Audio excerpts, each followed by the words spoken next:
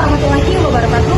Kami mahasiswa Universitas Muhammadiyah Gorontalo, Fakultas Kedokteran dan Ilmu Kesehatan, Prodi S1 Keperawatan, kelompok 4, semester 3. Video ini dibuat untuk menyelesaikan salah satu tugas dalam mata kuliah Sistem Informasi Keperawatan dengan dosen pengampu Ibu Sofia Tri Indrianingsi MKep. Kami dari kelompok 4 yang terdiri dari 5 anggota kelompok yang masing-masing bekerja sama dalam memenuhi tugas dengan judul materi telemedis. Sebelum melanjutkan pembahasan selanjutnya, izinkan kami memperkenalkan diri. Perkenalkan, nama saya Rahman Filomanin dengan NIM C0142301. Perkenalkan, nama saya Jasri Ahmad dengan NIM C014231449. Perkenalkan, nama saya Tiarawati Teguh dengan NIM C014231145.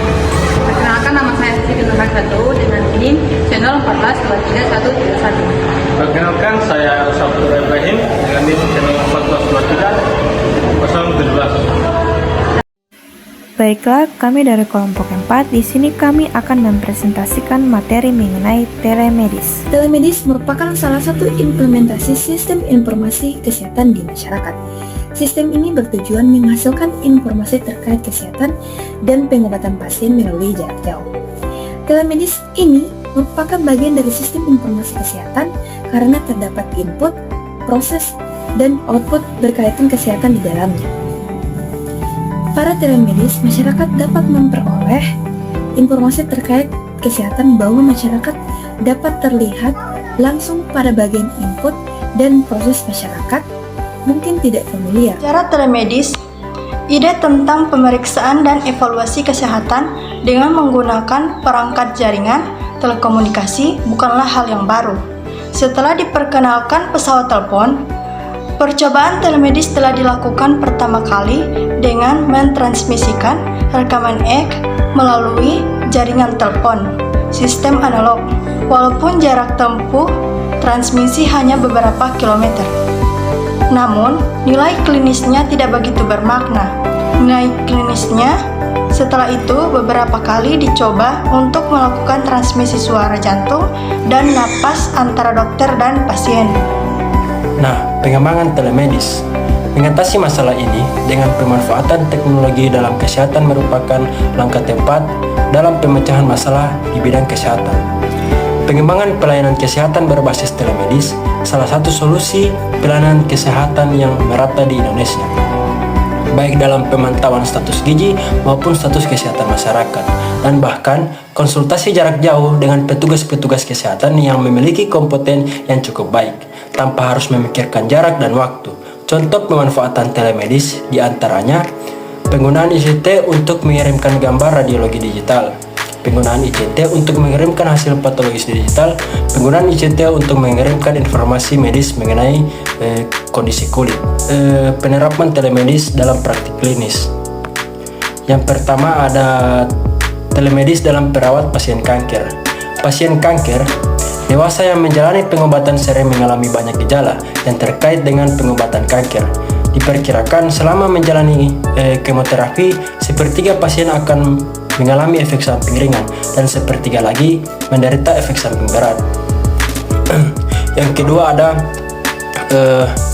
penerapan teknologi telemedis dalam health untuk layanan klinis dalam menanggapi pandemi COVID-19. Penggunaan sistem telemedis berupa platform telemedis dan e-health yang merupakan teknologi berkecepatan tinggi dan teknologi aplikasi perangkat lunak digunakan untuk menyediakan pengelolaan dan pemantauan layanan perawat medis agar dapat melindungi tenaga medis dan pasien rawat jalan dari penularan COVID-19. Aplikasi ini dapat mendukung pasien dan dokter untuk berkomunikasi selama 24 jam dan 7 hari. Menggunakan komputer atau smartphone. Telemedis memungkinkan pasien untuk berkomunikasi dengan dokter melalui handphone secara real time untuk meminta saran mengenai masalah kesehatan pasien. Kelebihan telemedis untuk konsultasi dokter online. Yang pertama yaitu perawatan lebih nyaman dan mudah diakses. satu keuntungan yang ditawarkan telemedis adalah perawatan kesehatan yang nyaman dan mudah diakses melalui ponsel Anda. Layanan telemedis memberikan perawatan sederhana sesuai kebutuhan masing-masing pasien. Anda tidak perlu lagi membuang waktu untuk biaya yang biasanya dikeluarkan saat konsultasi tatap muka. Yang kedua, menghemat biaya pemeriksaan dan perawatan kesehatan. Pemeriksaan dari jauh dan penempatan data elektronik secara signifikan mengurangi biaya yang harus Anda keluarkan. Telemedis juga mengurangi kunjungan UGD yang tidak mendesak dan menghemat biaya transportasi untuk pemeriksaan rutin. Yang ketiga, mencegah penularan penyakit untuk membantu mencegah penyebaran COVID-19 dan penyakit menular lainnya. Anda bisa tetap terhubung dengan dokter dari rumah dan menggunakan telemedis. Hal ini mencegah Anda terpapar penyakit saat ke rumah sakit, bertemu staf kesehatan dan pasien lainnya yang lebih baik. Kelebihan telemedis yang berikutnya adalah memudahkan profesi melihat Anda di lingkungan rumah Anda. Misalnya, seorang ahli alergi mungkin dapat mengidentifikasi penyebab alergi di sekitar Anda. Lalu, seorang ahli saraf dapat mengamati Anda dan menilai kemampuan Anda untuk menggerakkan tubuh dan mereaksi di rumah. Telemedis juga pilihan yang tepat untuk membantu penilaian dan konseling kesehatan mental. Yang kelima yakni perawatan primer dan mengelola kondisi kronis.